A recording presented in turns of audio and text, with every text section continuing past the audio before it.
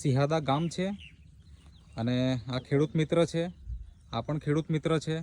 સિહાદા ગામ એટલે કે છોટાઉદેપુર જિલ્લો અને કવાંટ તાલુકાનું એક ગામ છે, જ્યાં ગયા વર્ષે આ દિનેશભાઈ જે અમારા ખેડૂત મિત્ર છે, જેમણે મરચાની ખેતી કરી હતી અને એની અંદર દવા નેટસફ કંપનીની વાપરી હતી.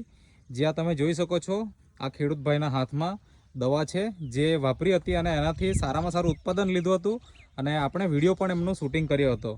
તો આ ખેતરની અંદર સ્ટીમરીચ અને બાયો 99નો ઉપયોગ થયો છે દિનેશભાઈના માર્ગદર્શન હેઠળ અને એના કારણે તમે જોઈ શકો છો આ મરચાના છોડ એકદમ તંદુરસ્ત છે અને ફૂટ પણ સારી એવી છે. આ એક જ છોડ છે અને હજી તો દિવસ થયા છે કેટલા, તો 40 દિવસ, બરાબર.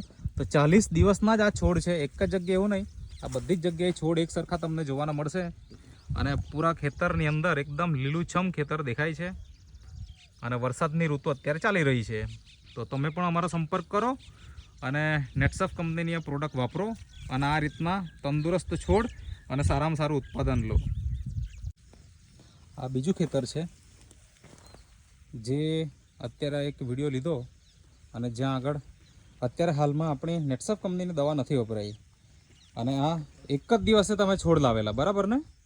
એક જ દિવસે. આ પણ 40 દિવસના જ છોડ છે અને આપણે તમારા ખેતરમાં જો એ પણ 40 દિવસના છે.